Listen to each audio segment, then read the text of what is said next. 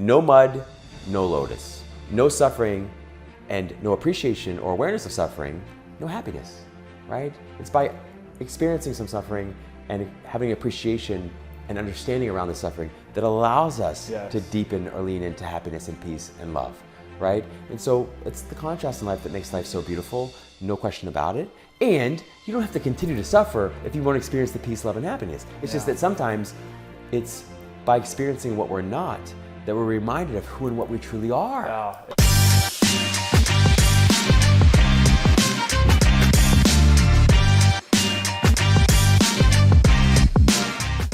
We are back at the Strategic Life Podcast, and I'm so excited to have you here today because this man is going to create this podcast to be an unforgettable one. The reason why I say that is because we could have wrote and had an entire podcast beforehand because of the conversation we had, and that just says so much about him. You know, this man has already written 2 books, one he just released lately, which we'll talk about, this one right here, and he has also been on Good Morning America. He's been featured on Forbes. This guy has led consultancy for Google, Salesforce. I mean, he's been, endorsed by Oprah. Like, how much more do I need to say about the impact he's had? And I don't say this in a way to make him feel like he's this almighty person, because he would never claim that. But he does these things because it's about the impact. And if there's one person's life that could be changed here today, then I believe that would be his mission. So I'm so excited to have him here. And without further ado, let's introduce Mr. Rob Mack. What's up, brother? Man. So good to see you, man. Bro. So happy to be here. You have no idea. Dude, I just got to say right off the bat, and I'm being real here, we were talking for an hour and a half beforehand. Synergy, abundance. I've known this guy for a couple years, which we'll talk about here, but this is the first time we really got to sit down and just dive in. And it just shows a lot about who you are. Always trying to find ways to serve my mission. And I'm like, man, this is usually what I do. So just talk to me right away. Let's just get into it. We'll get into your story and all that, but what does providing value mean to you? Because that's obvious. It's very evident you do that. What does that mean to you? It's such a great point. I think ultimately I want people to experience the kind of immovable, unshakable, unconditional happiness and peace and love that ultimately doesn't just exist within them, but exists as them. So I think that for me is sort of number one. So if I can do anything to sort of increase or enhance people's peace, love, self-love, and happiness, I feel like that's the greatest possible value I could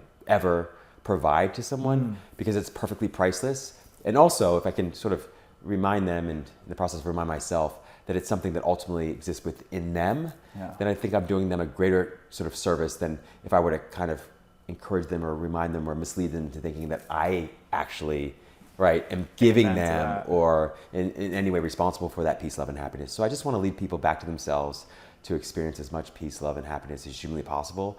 I call that a life of abundance, and it leads to other and additional forms of abundance as well. Where does the peace, love, and happiness come from? In the sense of not so much of where it comes from through humans, but for you, that calling, where did that come from? Oh my goodness, great question. Mostly We're going deep right from the beginning. Right from the beginning, bro. Mostly from a life of not experiencing that. I mean, I think my first memory of being alive, without question, was being and feeling everything but peace, love, and happiness. I felt I was so stressed out and anxious and self-loathing and self-hating, and I was so deeply miserable, Jake.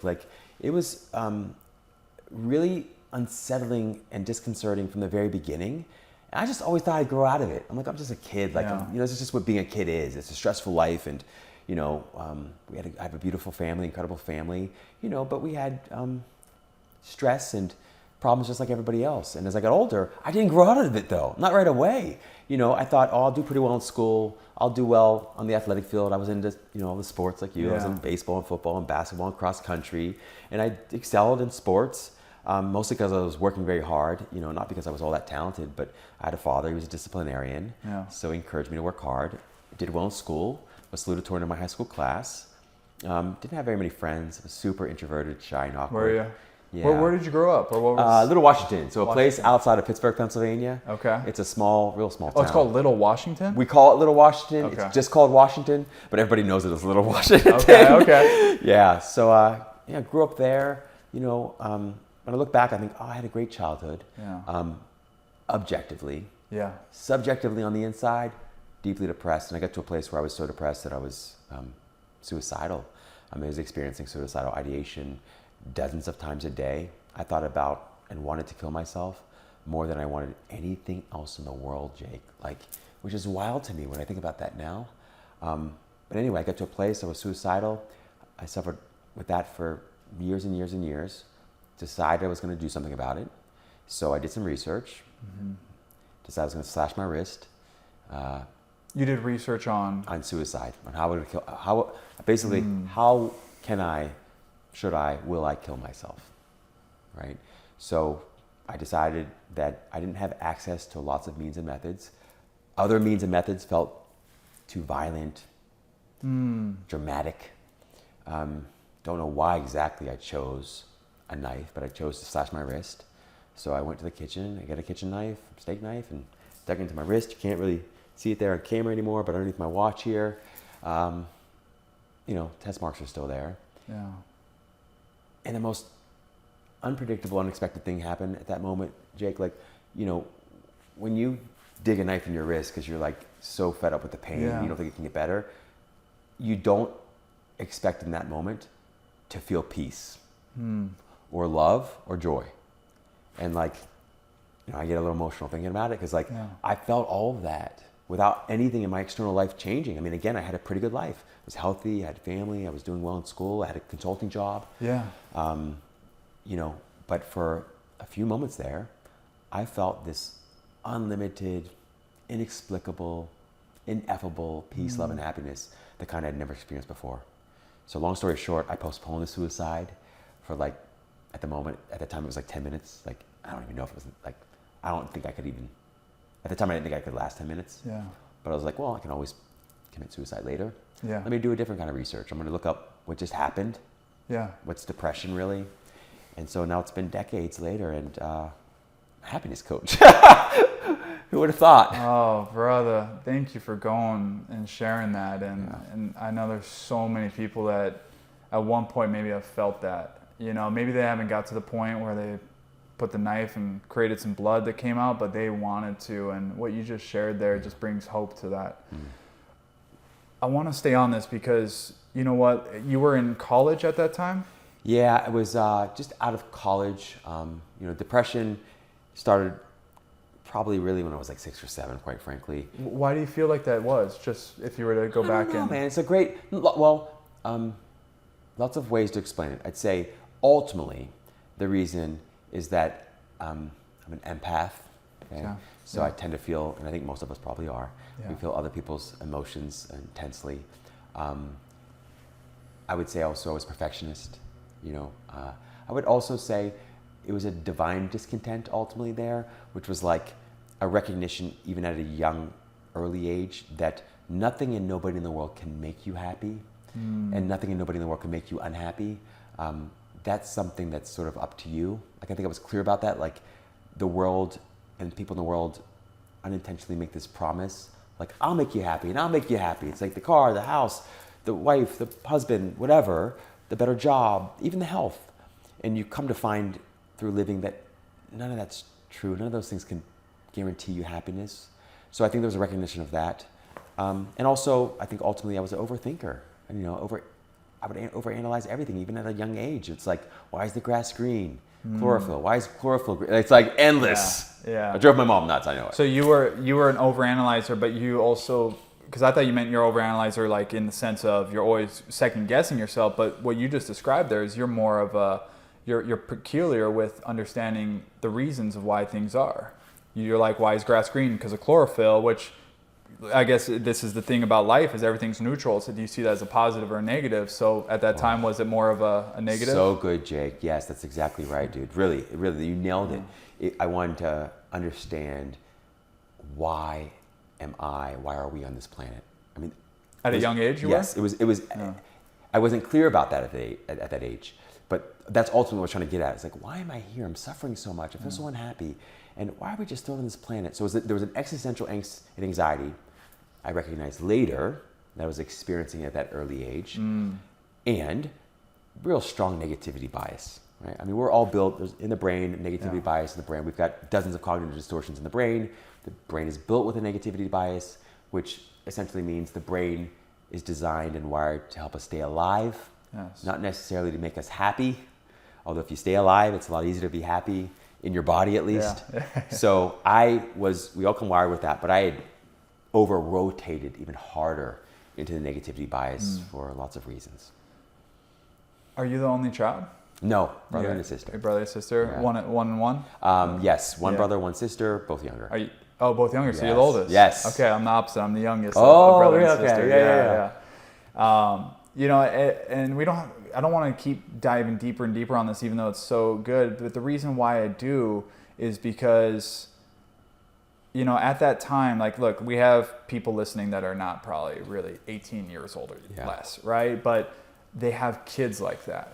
And would you say that, you know, and the people listening right now and the person that's behind this, you know, computer or listening to us in their ears, they have an idea of personal development. Like, this is not something brand new. Like, so we could go a little deeper on that.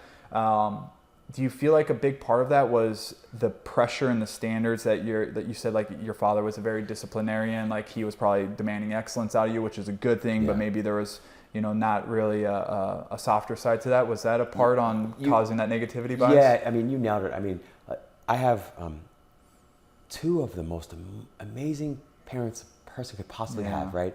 And yeah, you know, my dad's, I don't know a man more incredible than my father. And as a kid, that wasn't always crystal clear to me, right? And to your point, yeah, he was in the Navy. He's a disciplinarian. We salute him every front and center. You know, salute him. Really? Oh, yeah. It was very, the whole nine, man. The whole nine, man. So yeah, so I, you know, was really sensitive, a really sensitive kid, and just came into the world that way. And so, you know, I'd personalize things, and just from him, everyone. I'd personalize anything anyone ever said about anybody else. I'd take it personally for me. Yeah. And it's fascinating because at the time I struggled so much, and now I look back and I'm like, but it was all this perfectly woven tapestry, and it all gave me precisely what I needed. It's true. I did need toughened up. I did need resilience. I did need to learn to be courageous and all those things. Yeah. So as a child, you can't appreciate that. You can't understand that so much. And so it made things were hard for a long time. And now I look back and I'm like, I wouldn't change not one single thing. And there's some horrible things that happened, but I wouldn't change one thing. Which is unbelievable to say in a way. Right, but you probably wouldn't be the man you are today, as you have to always look back in your rearview mirror to get that 20/20 vision of why you're shaped the way you are, and why you ran away from things for a certain time, but now you're running to things. Oh, you nailed it. That's exactly right. Yeah. And I love that discernment there, running to and running away, right? Because you're right, at some point it was running away for a long time, and I realized, wait, I'm actually, in my effort to run away, I'm running to the very things I'm trying to run away from. Yes. Right? You can't run away. You only run to, in one respect. But then the other piece of that, to your point, is like, you also begin to pivot. Instead of having just like these avoidance goals, I'm going to avoid being stressed or anxious. You have these approach goals where it's like, I want to focus on peace and happiness and prosperity. And that was a major shift for me. Yeah. Not living from a place of fear, but living from a place of like love. Yes. So good. Dude, you know, I wanted to really touch up on this because, by the way, it sounds like you're really good with your family, like your parents and all that. Yeah.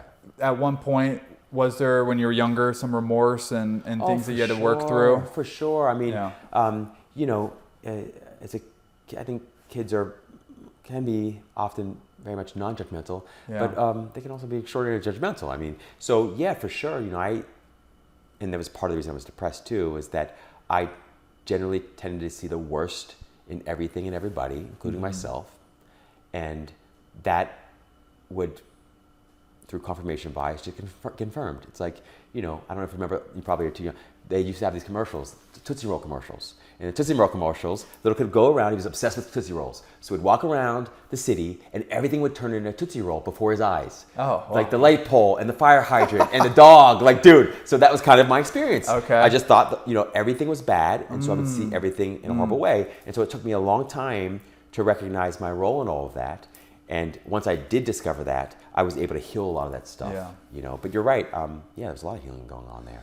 What would you say for someone right now? They could be in their 30s, they could be 40s, maybe even their 60s, and there's still that lack of love or trust or fully forgiveness for their parents of maybe something that happened, maybe something that was worse than what happened for you, or they did something, or maybe it's just this story they've been playing in their head on why they're not successful now because of them. Like, what would you say for someone to help them, have some forgiveness to their parents? Oh, so many things. I think first, it's only by virtue of the dark night sky that you're able to see the stars. We all asked to come into a world and be a light, and you can really only be a light if you're sometimes surrounded by darkness, right? It's beautiful. There's that. And the other piece of it too is, I like what Byron Katie says. She says, parents are responsible for the problems. Children are responsible for the solutions. I've always loved that, because that means that, and I found this in my private practice, like there is probably not a single client I've had in 20 years that hasn't had some kind of complaint about their parents. My parents were not loving enough. They were too loving. They were smothering. They were never around. They were around too much, right? It's always something. We always have some. So I would say that, first of all, you're not alone, okay? We all have ideas about how other people should be different. And second of all, if we're continuing to experience resentment, frustration about things that happened in our childhood, we can recognize now that our job is to do better and be better, that it's up to us to reparent ourselves, and that our parents were doing the best job they possibly could. And if you dove deep enough into their lives and their childhoods, and then their parents' childhoods, you'd quickly understand why they behaved or thought or spoke exactly the way they did. If you were in their shoes and you had their thoughts and their feelings and their childhood and their DNA and their experiences and conditioning, you would think, speak, and act exactly the way they would. No exceptions.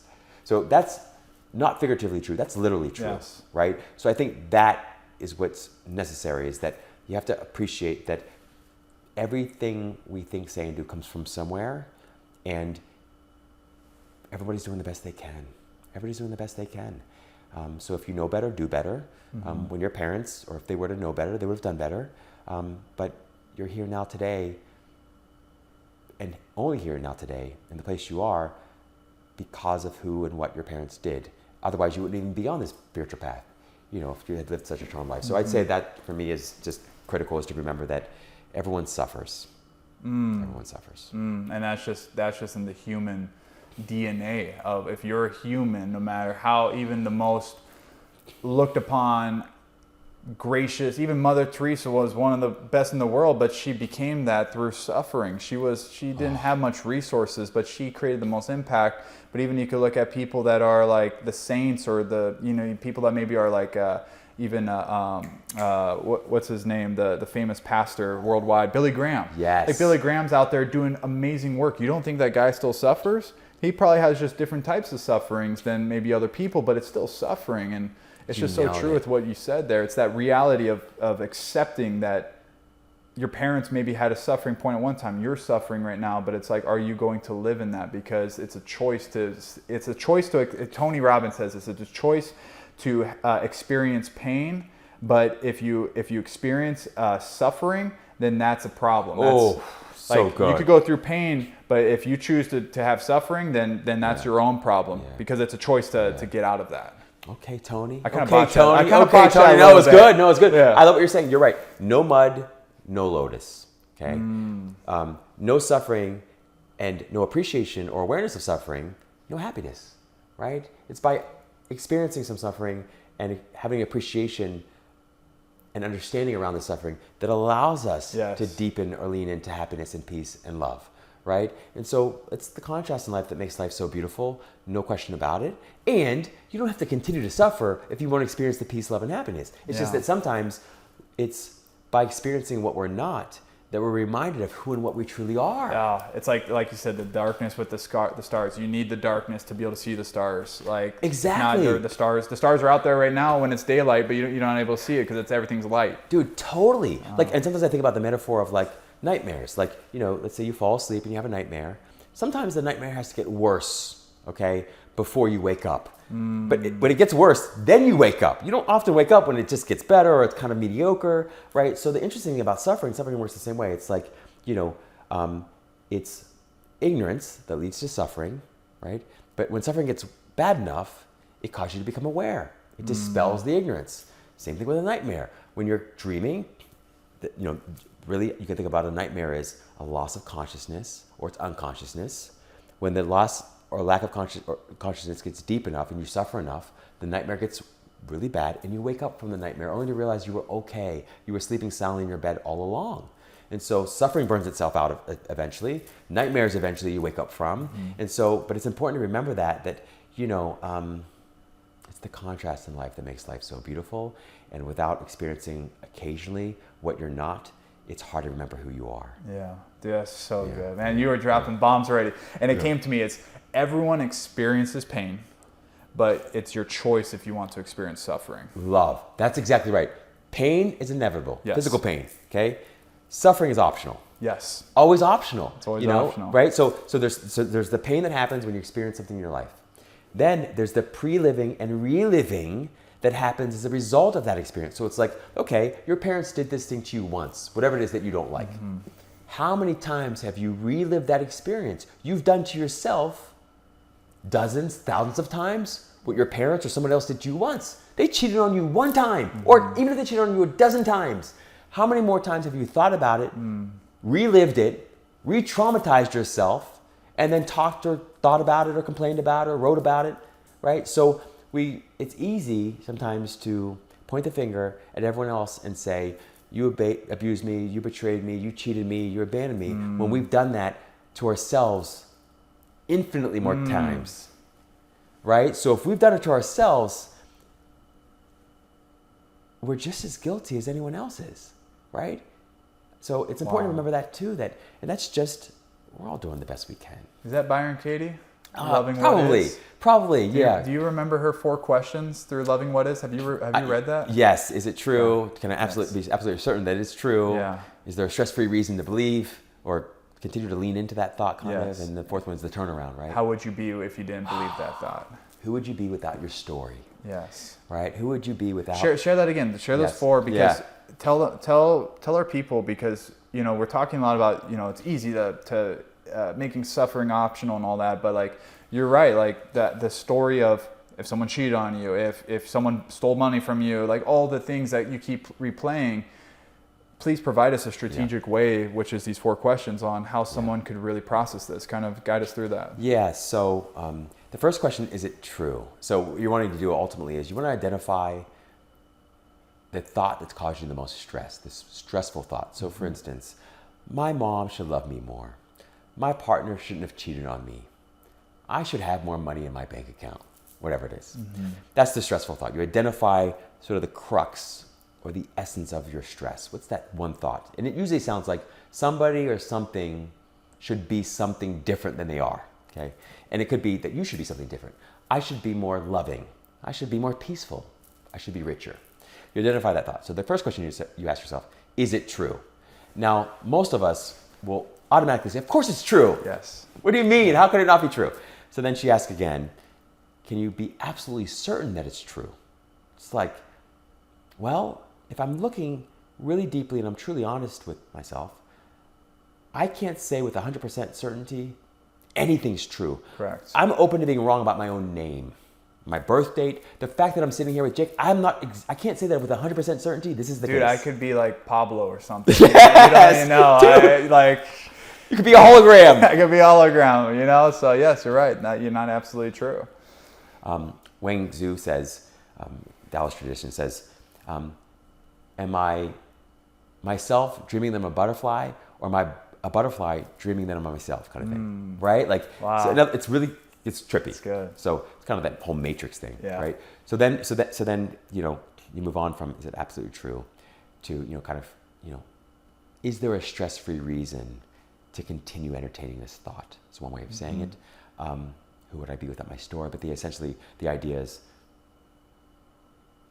is there a good reason to continue believing this thought that's bringing me nothing but pain and suffering? And then the final is, call the turnaround, and that's really where the rubber hits, I think, the road.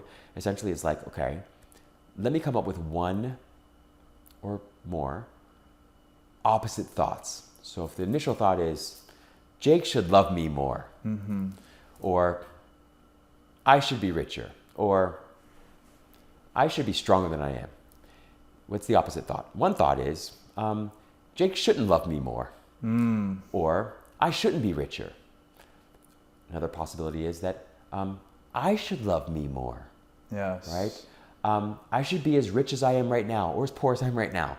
Right? So you come up with an opposite or a turnaround thought. Yes, that's the powerful. I really, yeah. And then you look for evidence that that's as true or truer, more true than your original stressful thought. Right? So I should love me more. Why is that just as true or more true? Well, for one, I'm the one who most wants to feel and experience love. I'm most interested in it right now. Second, I know better what I need and want to feel love than this other person who continues to disappoint me in that way, whatever. If it's wealth, you say, no, I should be exactly how wealthy I am now. Why? Because that's the facts, right? There is no should. What's this universe called should? So anyway, the whole idea is to challenge these unhealthy, unhappy, unsupportive stories that we all entertain in our heads that don't serve any other purpose except to magnify our misery. Yeah, man, that right there, like, please write those 4 questions down, because that's from the book, Loving What Is, Byron Katie. And I listened to that, and I remember, hearing, and what I love about the book is she does a lot of interventions in the book. So you hear people's different stories, but that, you could underestimate the power of those questions. Like, these are the 4 questions. How does it make sense? And that's what that happens for most of the people that she asks. But if you really do that turnaround and you start to think about that, like, for example, let's put this into context. Let's do, my father abandoned me when I was really young. That's not my story, but let's say that's someone's story. And the first question is, my father, let's say your belief is my father's, I can never speak to him again. He absolutely abandoned me. And like, it's all this pain and struggle. Well, is it true? Like, did he abandon you? And you'd be like, absolutely, right? And like, that's where most people are, like you said. Is it absolutely true? Because did he abandon you?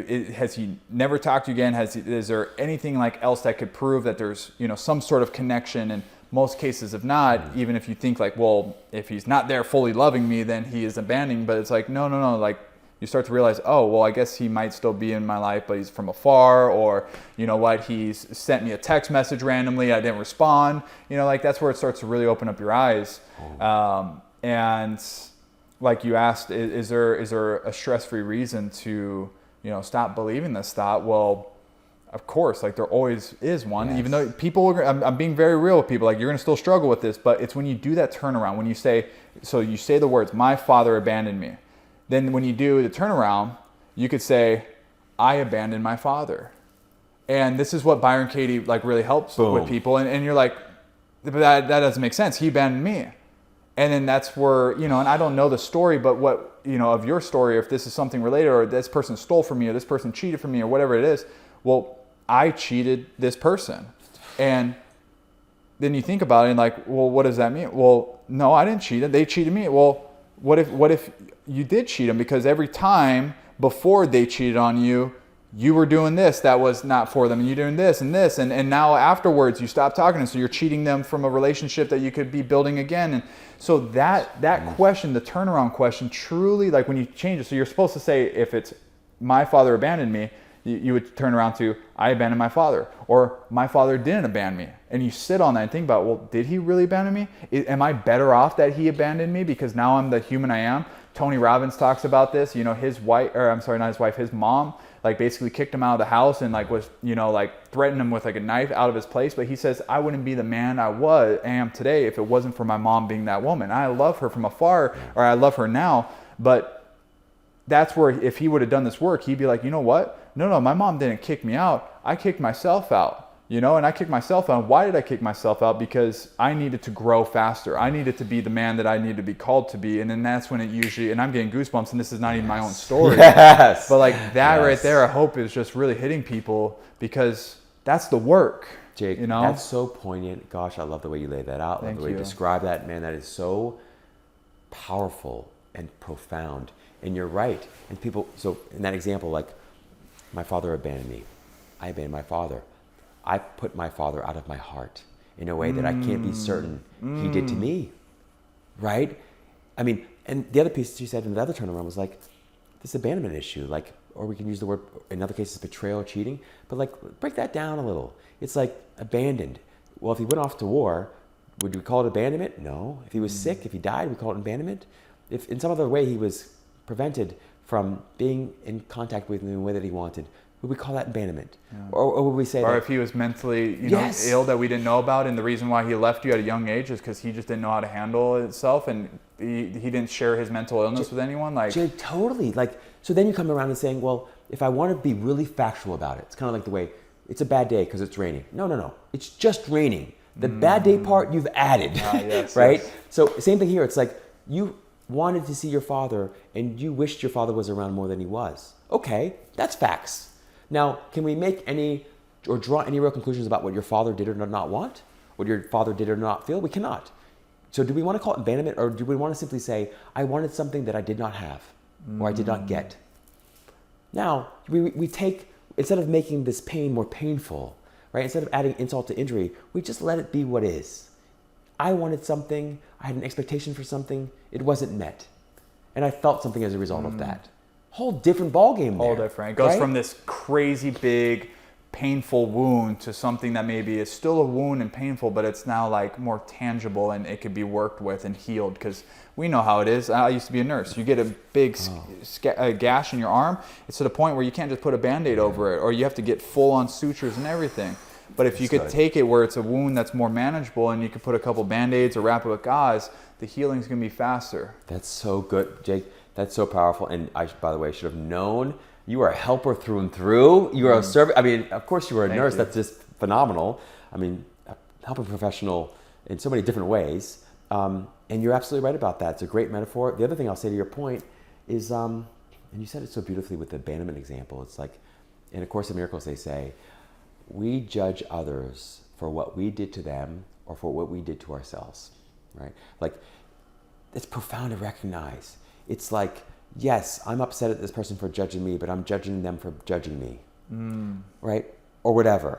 And so it's important to remember that piece, that we have so much more control and power than we ultimately claim, right? And that we ultimately recognize. And when you do recognize it, your entire life changes and your entire experience of life in yourself and others changes.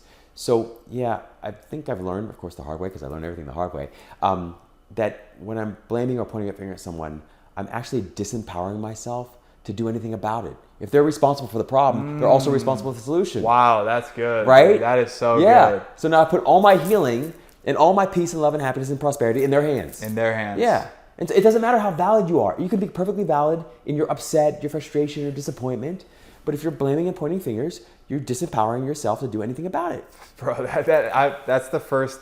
I might have heard other variations of that, but that right there just hit really home right there. You put the power in them to fix the problems, the pain, whatever you're going through, in their hands, because you're pointing the finger and saying, you did this, so fix it. When we truthfully know no one cares about you than you. And so you're just basically setting yourself up for failure. Totally. Like, and we think about, and we get, it's so interesting, and you said it so beautifully. Gosh, Jake, this is why I love conversations with you, man. Like, man, appreciate it. We got it. One of many. I know. One of many. You're right. It's just so easy to get caught up in that and lost in that, right? Where we point the finger, we blame someone else, we make them responsible for the problem and therefore the solution, and then we continue to complain about it or get frustrated about it and continue to feel the lack of peace and love and happiness. So we feel the unhappiness and we feel the loneliness and we feel the conflict inside. But that's not really living life. That's just surviving. Yeah. Right? So we want to take our power back, or recognize that our power was never given away, could never be given away, right? And that the healing ultimately exists and is within our hands, within our own hands. So yeah, it's an important piece to recognize. So good, bro. Yeah. So good. Oh my gosh. I mean, dude, let's go from, so just to make sure everyone gets that, to take the power in your own hands, which it always is there, is number one, is to ask that question about this pain, this thing you're going through, is it true, right? And you might sit on this. And right away, if you're like, absolutely it's true, they left me, or this, blah, blah, okay, is it absolutely true? In most cases, it's not. But you have to ask this. It's not just forcing it on you. You have to ask this and answer with it yourself. Is it absolutely true? The third is, do you have, is there a stress-free reason to stop believing this thought, or stop, playing this through your head? Yeah. And most times, if you really think about this, well, I guess there could be reason. You don't have to say yes, right? Exactly. It's not persuading you to say yes to things that you just feel like you have to, because that's not going to move you. But could there be a reason if you were to drop this thought? And then the final one is turning that around, is playing with those words of like, if you say this person stole money from them, you could say, I stole money from them. Or they didn't steal money from me, or they, like you basically do the antithesis of it, and that will help to open up new paradigms in your mind. Play through those and sit on that. And if you want to go deeper on that, then it's Byron Katie, Loving What Is. I recommend it. It brought tears to my eyes when I was listening to it a couple times because of hearing the people's stories. And, these are people's stories, but I could live through that. So that was very powerful. Let's transition into you're a relationship expert. Is that correct? It's funny because that's a term that I've reluctantly embraced, only because I want to help and be. But I'm not sure I wouldn't of my own volition choose to call myself a relationship expert. Although that's how I'm known. I've always just set out to share my experience and try to teach through my living example what it means to be happy. Okay. Yeah. So I'm a happiness expert. I'll say that. Right. Mostly a happiness Sometimes expert. You just got to brand yourself, especially if you're on the big TVs and such. A relationship expert is what's going to make sense to those people, but you don't call yourself that. You call yourself differently. Exactly, Jake. And when I decided to be a happiness coach, I thought people would call me and say, I'm so unhappy, Rob. Can you help me be happy? That is not what happened. They called and said, my boyfriend really acting up, man. My girlfriend, my husband cheated on me. I don't have a wife. Like, it was that. And I suddenly realized, oh my goodness, people are coming to me as a happiness coach or positive psychology expert, mostly because they're struggling with relationship stuff. Mm-hmm. And so before long, people thought of me as a relationship expert. Mm-hmm. And then later, I did a show called Famously Single, and that was on the E, right? Yeah, on E! Network, yeah. I mean, come on. This guy's on the E! He's endorsed by Oprah. Yeah. By the way, really quick, just so you guys don't really understand, this is his bread and butter. Rob was back around 10 years ago, University of Pennsylvania, one of the very few, I think it was less than 12 people? Yeah, it was like just a few dozen people, yeah. A few dozen people that was in this class. So Ivy League school, and got a master's in applied positive psychology. Yeah, that's right.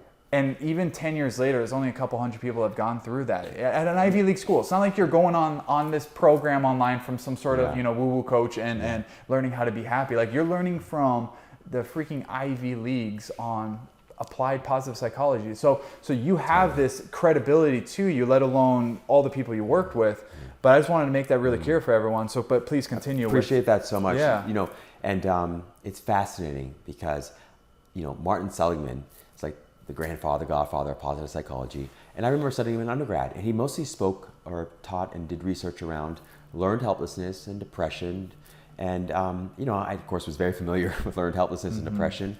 And then he got to a place in his own career where he began to look at the science, and he said, I always thought that if we removed the dysfunction or the weakness from people or the mental illness from people, that we'd get happy, healthy, thriving individuals or couples or families or organizations. We don't get that. We just get flatlining ones. So we need to turn our focus on what makes life worth living, on signature strengths and human strengths. We need to focus on the good in people and couples and families and organizations in order to grow that good. We can't just continue to think that if we focus on the negative. You just can't get rid of the negative and expect things to be good, because you'll be flatline, you'll be neutral. That's you have to actually put energy and intention towards the positive. You nailed it. That's right. There's a quote you'll love, Jake. The law of flotation wasn't discovered by contemplating the sinking of things. Right? So in other words, happiness will not be discovered or experienced or felt by focusing on the unhappiness of things. Love cannot be experienced by focusing on the unloveliness or the loneliness or the lovelessness of things, right? Peace can't be experienced or found or felt by focusing on the conflict within things and people, right? So you just can't get east by going west in that example, right? You can't get up by going down. I like that. Yeah. That's the idea. So going into that, so going back to actually, so you had your show on the E. Yes. And first of all, I want to, because we could go all into this, but I want to get strategic. How the heck did that happen? That was your first show ever? It was big show. Yes, for sure. Yes. How did that happen? Oh gosh, what a great question. I mean, the grace of God. The more practical, tactical details are that, so went to undergrad, went to business school, went to this master's program, was setting up my own private practice. While I was going to business school, I was paying for it by doing like modeling jobs and acting jobs. Mostly meant being. I hope you guys are watching on YouTube. By the way, this guy is quite an eye candy. Right? So if you're listening Send you right a Venmo, now, man. I gotta then you PayPal can just visualize. I don't know, just the freaking. The Greek god over here. Says the Greek god. Yeah. Are you kidding me? Says the Greek Watch god on YouTube for this episode, all right? But anyways, continue. So acting, modeling. Yeah, no, so totally, dude. So, I was in an airport one day and I saw this just really beautiful, lovely, like woman crying in the corner, okay? And she was just upset about something. And so I just felt like she had a little puppy and I was just like feeling like, wow, something's going on with this woman. I'm going to go over and talk to her. And so I just went over and talked to her. And he said, "You doing okay? I can get you some water." I didn't want to pry. I just want to, I might need a friend. I'm just going to sit next to you if it's okay with you. And if it's not, I can go, I'll go away. And she said, "No, Will, please sit down. I would really enjoy that." So I just sat there and we just became friends. And so about like 10 or 12 years later, things are happening in my private practice. That book comes out, Vanessa Williams wrote the foreword to it. So I got a little, happy, like a lot of the helpful things were happening along the way. My entire intention all along was like, I just want to be happy, man. Like it was really selfish. I just want to be happy. Like if I'm able to make money on it, great. If I have to pick up a job doing something else, then so be it. Yeah. I'm doing this from the sincerity and authenticity of my heart. And I just felt and believed like if it's meant to be, God, the universe, source will allow it to unfold in ways that it's meant to unfold in, right? So I just stuck to that. I had no idea what I was doing ever from a business perspective. I had no strategy. I did everything wrong from a business perspective, okay? So anyway, 10, 12 years later, I get a phone call, and it's from this woman that I met at the airport. We maintained. He said, "Hey, Rob, what'd you say you do again?" Because I didn't talk about it. I wasn't good at talking about, talking about what I did. And she said, "Aren't you in like psychology or a love expert or something?" I was like, "Yeah, I do that kind of stuff." She's like, "Well, who do you work with?" I said, "Well, I work with all people from all walks of life, but I have celebrity clientele. Yeah. I've been really blessed that way, and they experience the same problems as the rest of us." And she said, "Well, we're doing this show. It's called Famously Single. And you want to interview for it?" And I was like, "I guess." I said, but I was resistant. I was reluctant because I said, "Well, I don't know if TV's my thing. Like I've done the acting thing and did the modeling thing. And honestly, I just want to help people. I don't want to hurt people and I don't want to make fun of people that are struggling at all." So she's like, "Talk to the producers and see how it feels." And when I met with them, they're like, "We love what you do.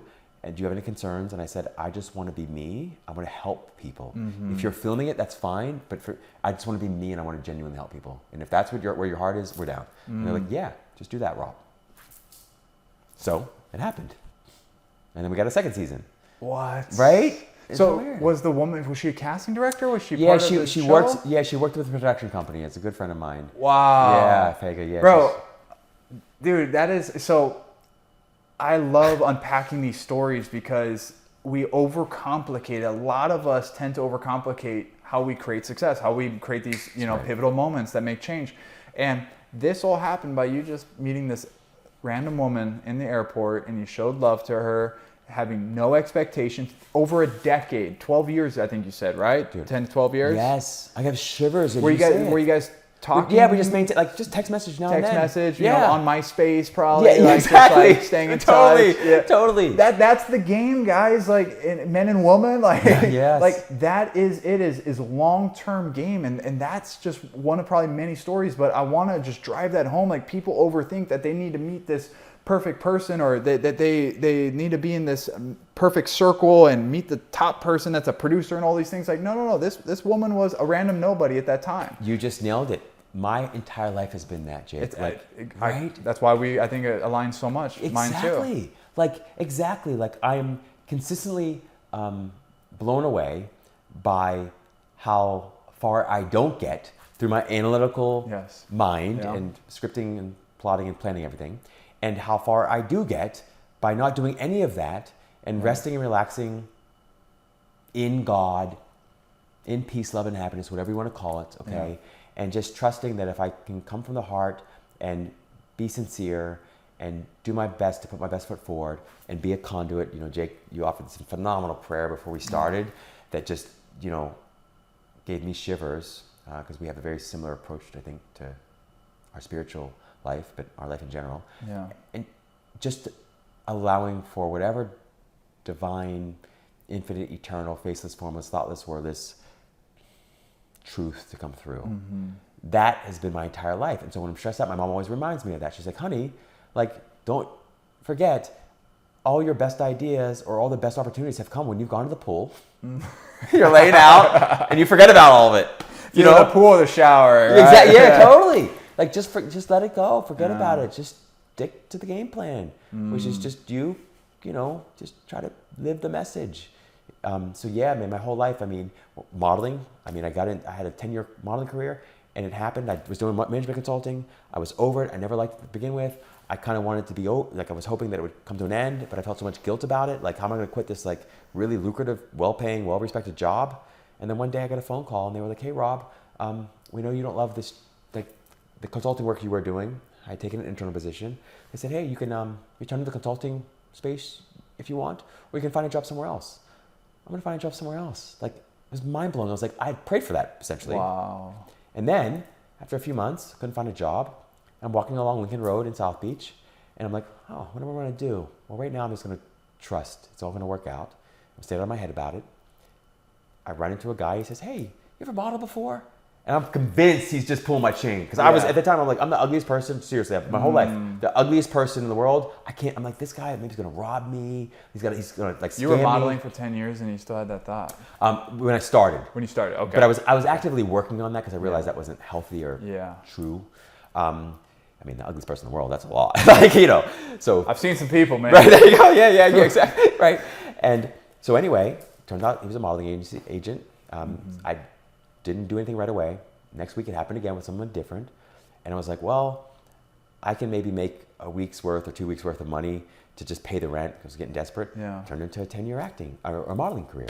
Oh, so this was for the beginning of your career? career? Yes, the beginning of my career, yeah. When I couldn't find a job. You left the consulting and then you got into the modeling. Yes. I mean, it's mind-blowing. Then, years later, I'm doing the modeling thing, and I get a phone call to go to an audition for an acting gig.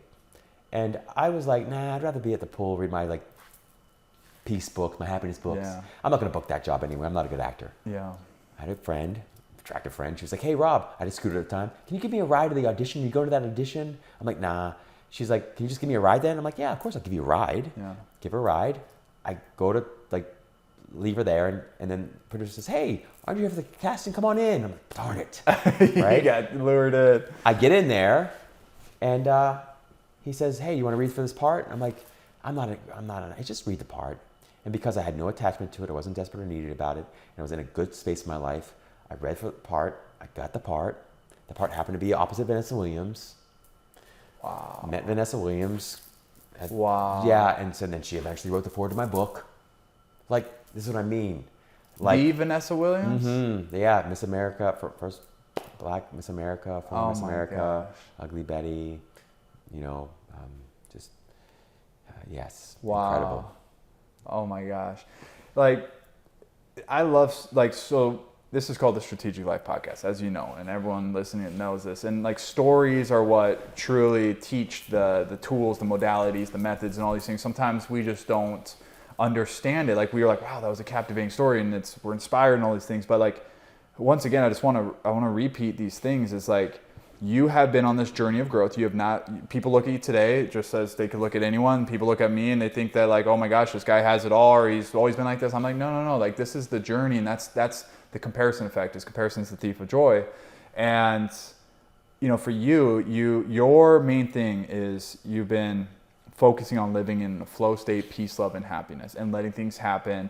God's directing you. You're showing up as your best self in that sense, but you are not ever discrediting any person you meet. And going back to that airport story, I think that's so powerful for people. Is like, as entrepreneurs, we get so stuck in this mindset of like, if they don't have direct transaction or ability to bring value to me, then maybe I don't show up as my best self. But this woman was a quote unquote nobody for 10 to 12 years, and she hits you up and then gives you on a life-changing trajectory. Yes, it could have been one show. Maybe it could have been one client that they introduced you to and you got that, but that client introduced you to 10 or 20 people. And I just want to really break this down for people to understand that like, that is the relationship game, is to always show up as if this was the last moment that they would ever be able to see you or understand you, and they were going to go tell every single person about you. I saw Alex Hormozi. He's a great entrepreneur. He just shared this actually yesterday on social media. He said, the thing I love about Michael Jordan is that Michael had this mentality that every game he went to, he knew that there would be a man, a woman, a kid that had only enough money to watch one game of Michael. And Michael had this ability that he was like, you know what? If I'm going to leave an impression on this person that probably would never be able to watch me again, how are they going to talk to me or talk about me to others around them? So that gave him the drive to show up every single moment in your best self, even if they aren't going to be a business partner, even if they aren't going to be a client, even if they aren't going to connect you with people. Because the truth in your story is, and we all have stories, I have multiple stories like this, is that people grow. And you never know. They will never, and especially when they're at their lowest times like that, and you serve them, and you don't just serve them once, be persistent with it and show you care. They will never forget that. And that's a testament to your story, my friend. Such profound wisdom. I love the way you summarize that so beautifully. That's precisely right. I have consistently been wrong about what anybody or anything is for. Okay, you meet someone, they're super powerful, they're multimillionaire, multi-billionaire, they're famous, they're powerful, whatever. You're convinced, this is my big break. Yes. This is what's going to make me in my life. Turns out to be a personal contact, not a professional one. Yes. Or it turns out that they lead you to somebody else or something else. Other cases, you're right. You know, you're at the gym, just some random guy or some random girl, or, you know, you're at the grocery store, you're talking to the cashier. You have no idea the incredible and immense ripple effect that experience will have on that person's life and on your life. And you don't know what direction it will be. So you just, like you said, want to show up as love, show up as peace, as happiness, like just be that consistently enough. Not even, yes, it's great for other people for sure, but do it because it feels so good. Just do it because it feels so good to you. Yeah. Like, I'm very impatient. I don't want to wait until tomorrow to experience the peace, love, and happiness that I ultimately want. I want it right now. So like, it's easy with Jake, because every time I connect with Jake, it's like I feel all those things. But if you weren't you, I would still want to bring my best to the conversation and to the experience, because I'm selfish and I like feeling good, right? So it's a very selfish thing. I don't want to wait for you to deliver on something that I think you're supposed to deliver on, or somebody else to deliver on something. No. It's like I want to show up that way consistently, and I want to stay open to the possibility that everybody and everything is part of my path in some way that I can't possibly conceive or perceive of right now, right? It's like what they say, foresight is blind, hindsight is 20/20, right? Dude. Yeah. And one more thing, and we're going to go into relationship stuff here to add into everything you just said is, you know, you said change it to where you feel good, you feel the love when you do those things. Well, right away when I hear these things, because I know my people, I've worked with all different types of entrepreneurs, and so I hear those objections, and so right away that thing came up, and I was like, well, how do I change that? Like, it's like, I mean, yeah, it's easy to say, okay, I'm going to start to feel good when I help people, but what if I don't? And the thing that came to be a potential strategy or solution for someone is it's the questions in your mind, right? Everything in our brain works through questions, right? Our brain is a question answering machine. That's what it is. So, you know, when I do like sales training or like workshops for like influence, a very common example is when people are about to pick up the phone, right? Let's say, or you go to the grocery store, but let's use in this context, picking up the phone, about to do a call, maybe cold call, maybe it's follow-up call, maybe it's about to close. And it's what questions are going through your head before you're on that call? Because you have questions whether you think it or not, consciously or subconsciously. And most people, even in the sense of going to the grocery store, most people have questions of like, is this person going to even want to talk to me? Am I going to get hung up on? Like, how many no's am I going to get? Like, they're thinking worst case scenario, or am I wasting my time? Or maybe it could be guilty things like, am I going to even get paid here or whatnot? And that's going to lead into the way you interact with people. So for you to actually feel that love more within you, like if you go to the grocery store, you're thinking, I just got to get my food, or I don't want to talk to anyone, or, who's going to cause a problem this time, or am I going to have to deal with a grumpy person behind the counter? Instead, change the questions for the sales. It would be, how can I just build the absolute best relationship with this person no matter what comes out of this, right? Or how can I learn about this person so even if we don't do sales, I can make them feel like, this guy Jake that they met is pretty good. Yes. How does that change the business? How does that change sales? That's what keeps you from not having call reluctance, right? And I know a lot of people are entrepreneurs, they're in sales here, so they're going to, if you do that, it's game changer. But when you're at the airport or you're anywhere or you see a situation, you could just play that question and just think, you know what, how can I make this person be on the counter that had a person right before, and I've had an experience like this today, like this woman wanted, I was at the gas station and this woman wanted to get her e-cigs and she didn't have cash, so she didn't get the discount. She's like, well, I don't want this. And she's like, when did this happen? And they were like, well, when management changed. And she was getting so grumpy and all these things. And so the guy behind the station had to deal with it. And almost, I was like, this woman wants her cigarettes and all these things. I was like, but I was like, no, Jake. I was like, you don't know the pain she's going through. She's an older woman. I was like, just love on her. But the cashier after, I could tell he was a little distressed. So my question in my head was, how could I just make this guy feel a little bit better here? What can I say? And then I just go and do it. And I see his name tag and I say, what's up, Azam? That's his name. I was like, how you doing today, man? I was like, I could tell you got good energy, my friend. And you could just see him light up. But I think if someone can just start to rewire their questions that play in there and start to say those things, how can I change, the perspective of this person? How could I just, build friendship? That's how you find that love and happiness in those moments you experience. So I just wanted you're to, right about add that. Yes, change your questions, change your life. Change your questions, right? change your life. And you're right about that. It's interesting. So, give a scientific study example. If anybody's ever bored, they can Google or YouTube the gorilla experiment. You probably are familiar with this experiment. So it's really a study on inattentional blindness. With the basketball? Yes, right? Explain it. So long story short is, there's a room full of people and they're passing basketballs back and forth, okay? And the idea is that you're supposed to count how many completed passes happen in this video, okay? And it's a lot happening at once, right? So now they have most people watch the video, watch it all the way through. They'll get to the end of the video and they'll say, okay, how many completed passes did you count? People have all kinds of answers. And they'll say, did you notice anything odd or strange in that video at all? And everyone says, not at all. I didn't notice anything strange. It's just people counting or passing the basketballs back and forth. They rewind the video, stop at about the halfway point, and they play it from there. And then they say, okay, forget about counting the basketballs.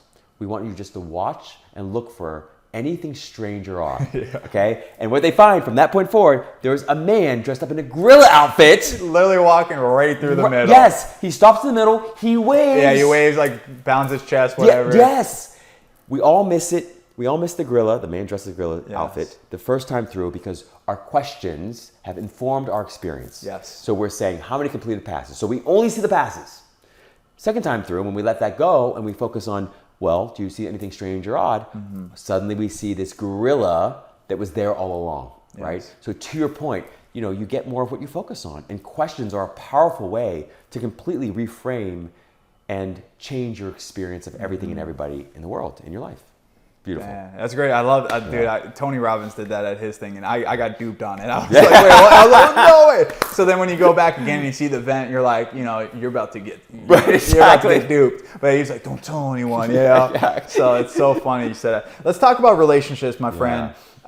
You've been on the show for E. You've been working with celebrity clients. It's amazing what you've created.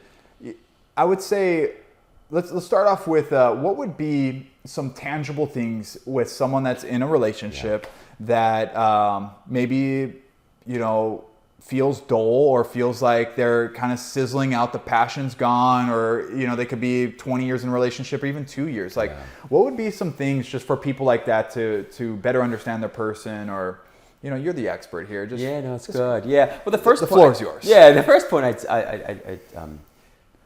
first thing I'd share, and you spoke to it earlier, it's to move away from transactional approaches to relationships to more relational approaches to relationships, right? To your point. we often go into relationships and we don't always know we're doing it. We're often unaware of it. But we go into so many relationships with an agenda. An agenda for the other person, okay? And we then measure them, ourselves, the relationship, based on whether or not or how well they're measuring up or meeting our expectations and our agenda, okay? And then we make a decision based on that. When that doesn't work very well, most of us can sniff out someone who's just in it because they're trying to get something from us, right? So it's not a relational experience, it's a transactional one. Yes. Another way of saying that is we have or get into relationships with an expectation of reciprocity. Understandable, nothing wrong with that necessarily. But when you get into a relationship and you love people only for what you can get out of it, you put yourself in a position where, again, you've disempowered yourself and you've put your love life in the hands of other people, okay? Even your most significant person, your significant other. And that's highly problematic because then that means that how the other person shows up dictates how you feel all day, every day. And then you go out into the world, your business, and that just, like emotional contagion, social contagion, it spreads everywhere else.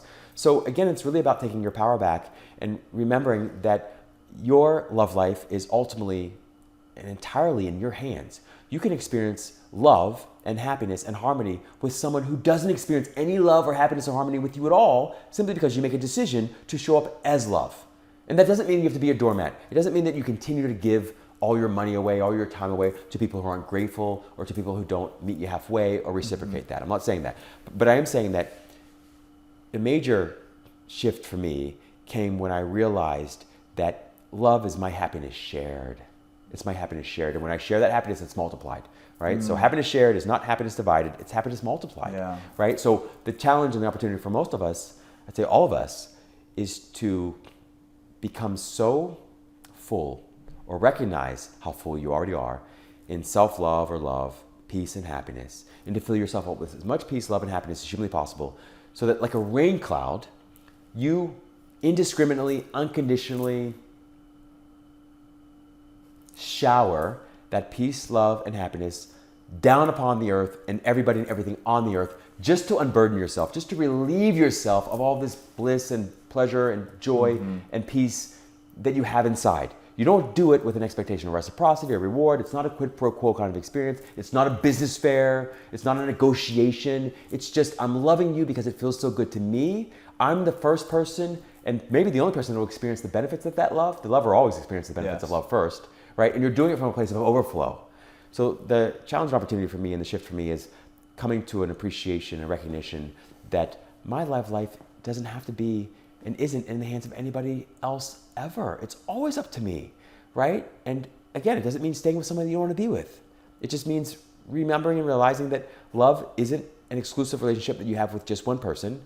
It's an inclusive relationship that you have with the entire world and everybody in the world that ultimately boils down to how well can you love yourself and others? How lovable, love-able are you? And that's mostly about peace, love, and happiness and discovering that within. So how does someone discover that? Let's say they have been in a transactional relationship and look, I think we're all guilty. I'm definitely guilty. Sure. I've had that where I'm like, oh, you didn't do this, you didn't do this. Oh, and then it's like, oh, judge the speck in their own eye before you judge the plank in your own, right? So I totally agree with it. But how does someone who maybe doesn't know what this peace, love, and happiness, how do they do that? Yeah, that's where aloneness is incredibly invaluable, really. Aloneness? Aloneness, yeah. So lots of us, I think, confound aloneness with loneliness. I'm alone and therefore lonely. But if you notice, sometimes you're alone and not feeling lonely, and sometimes you feel lonely, but you're in a crowd of people or you're in a relationship, right?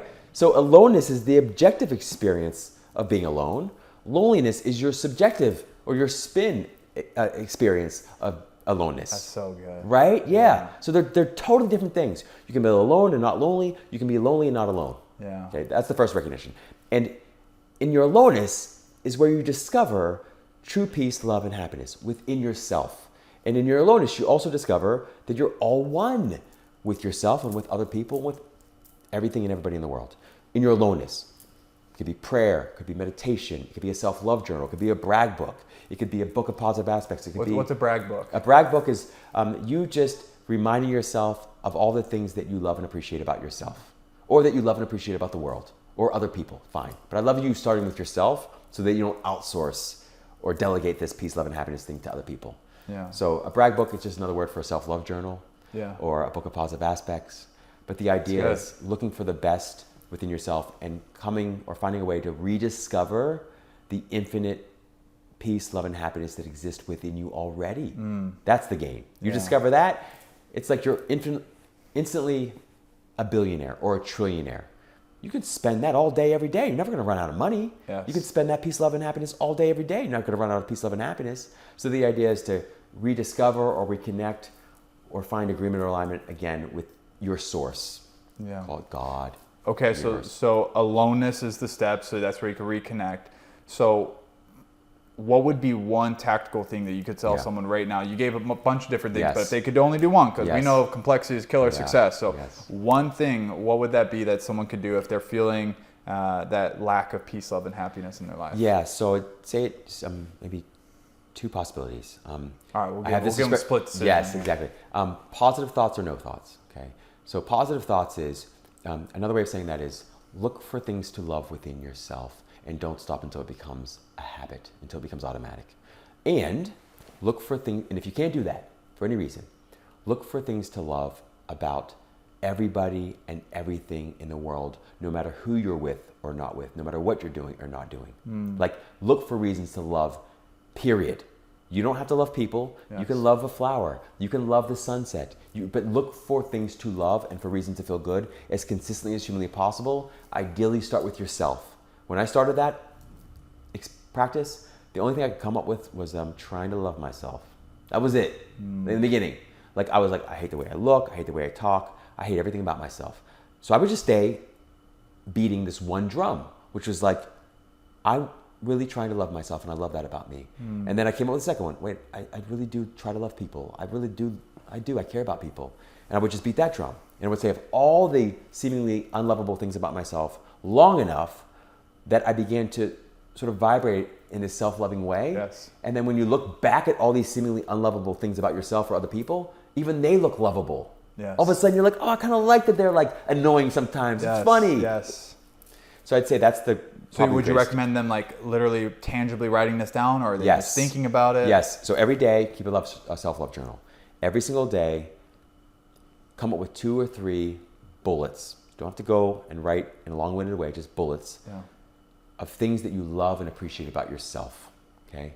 And it can be anything. It could be your little toe. Doesn't matter, okay? The point is that you keep it authentic and you do it every day and you do it until it becomes automatic or a habit. Yeah. That's where you start. Wow. Yeah. So good. And if you do 2 or 3, you're probably going to be like, oh, I could do 5.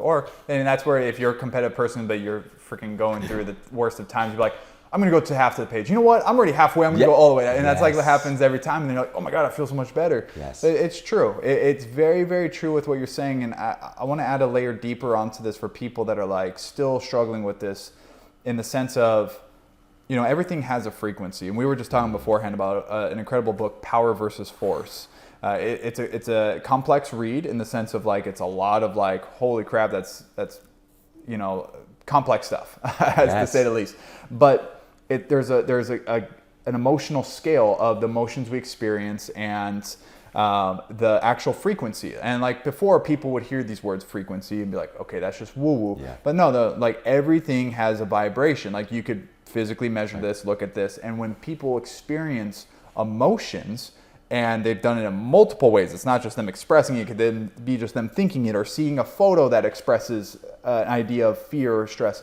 A frequency comes from that. And what you just shared is so powerful because, you know, people sometimes get stuck in a slump and they're in a lower frequency, which is, you know, stress, anger, resentment, guilt, whatever those things are. And there's a different scale. You could search up emotional guidance scale and you could learn about this.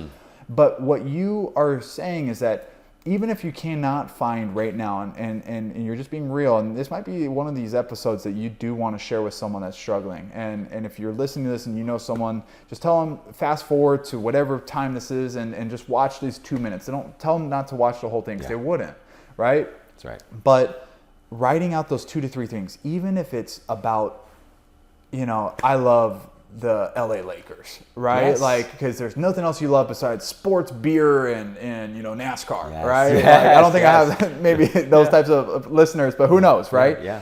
But the sheer act of you actually being authentic, like you said, and expressing that love, what's happening is when you express that, it's causing the higher frequency. Yes. So the first day after you do it, you'd still probably feel like crap, right? You're not going to change like that. Right. And you can, but most times it'll take some time.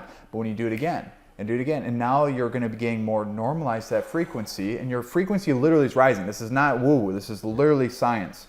And that's where you said eventually you're going to start looking at people and be like, oh, that guy is pretty funny, or I do like what he says. Before, where you'd be like, who the F is this guy? Dude, you just nailed it. Oh gosh, that's so good. Okay. It's so good. So I have to and we can't unpack it all because that's probably we would a 3-week workshop. Yeah, that'd be a workshop. Yeah, exactly. And that's a whole other conversation. That's a whole other conversation. But I will say, be ready to come to our workshop. That's right. You're all invited. You're right. So with the field of positive psychology brings to the conversation is some evidence and some empirical data around that, right? So we know, for instance, that happy people, we can also call them self-loving people, people who look for things to love about themselves and others. That's one way of putting it. I think love and happiness are synonymous. They're synonyms, really. We don't think about it that way often, but that's what it is. When you're happy, you're looking at and focusing on things that you love, right? When you're loving, you're focusing on what you're happy about, right? It's one way of saying it. So the beautiful thing about positive psychology is they've done all these studies, and they basically found that happy people experience better lives overall. Okay, more successful lives overall. They live 67 years longer. They make about $600,000 to $700,000 more on average over the course of their entire lifetime. They get married earlier, stay married longer, and are happy with all the relationships, whether they're married or not. They're rated as more attractive than their unhappy counterparts. They experience less job burnout. In all ways, their lives are better. What's also interesting is that when you're happy, you're more loving, right? So happy people donate more money to charities, to social causes, to nonprofits. They donate more time and energy. They're kinder, and they're just more selfless. But also, by being loving, they increase their happiness, right? So it's what we call a virtuous cycle. The happier you are, the more loving you are, the more loving you are, the happier you are. So to your point, when you're happy people are better lovers, okay? Happy people are easier to love. Think about it. It's so easy to love a happy person. Right. But they also find others easier to love. So just think about it. When you're happy, the things that normally bother you about other people don't bother you nearly as much. But also, when you're happy, other people aren't, like, you're not bothered by them and they're not bothered by you as much, right? So it works both ways. So the idea, essentially, to your point, is that yes, the happier you are, the more loving you are, but also the more love you find.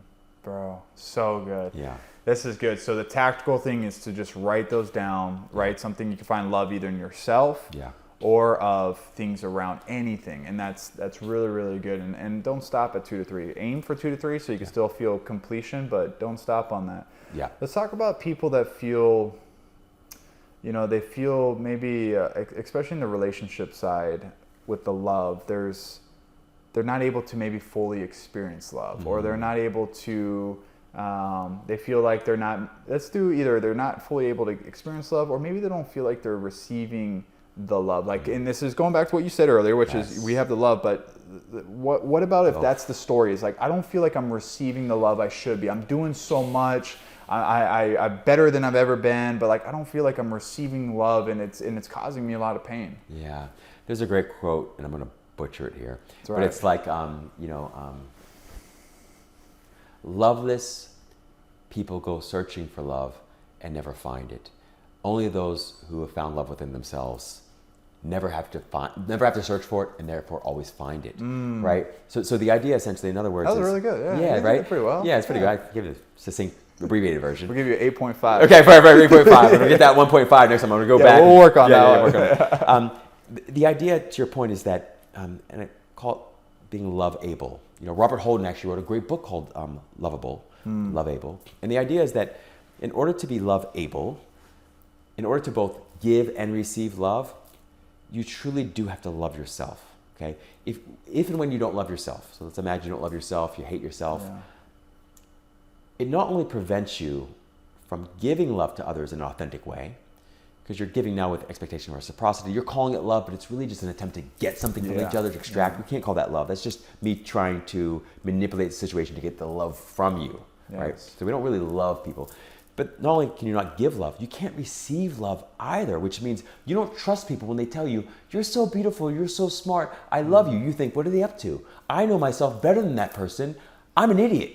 I'm not beautiful at all. I'm super ugly, or whatever, right? So in science, it's really an entire field around like self-concept theory. We know that people who have a negative self-concept of themselves, people who don't love themselves, they can't receive positive feedback about themselves. They have a hard time receiving compliments. And so they don't trust it. They distrust it. They only seek out and believe information that confirms their negative self-concept. And also, for the most part, that's also true in the other direction. When you truly deeply love yourself and you have a positive self-concept, you kind of only really believe the stuff that's positive and supportive in you. That doesn't mean you can't make changes and tweak things or improve things about yourself or your life. But yes, you nailed and hit something really important and significant here. When you meet someone who can't receive love or talks about not being able to receive love and not experience the love they want, you can almost always be certain this is a person who hasn't truly loved themselves and doesn't truly love themselves and hasn't found the source of love that exists within themselves. Because when you find that source that exists within yourself and you truly love yourself, you see love showing up everywhere. It's like the Tootsie Roll commercial again, right? Yeah. All of a sudden you're in love with Tootsie Rolls and you just feel like they're everywhere. You start seeing them everywhere. So it's another word for that is selective attention or selective perception.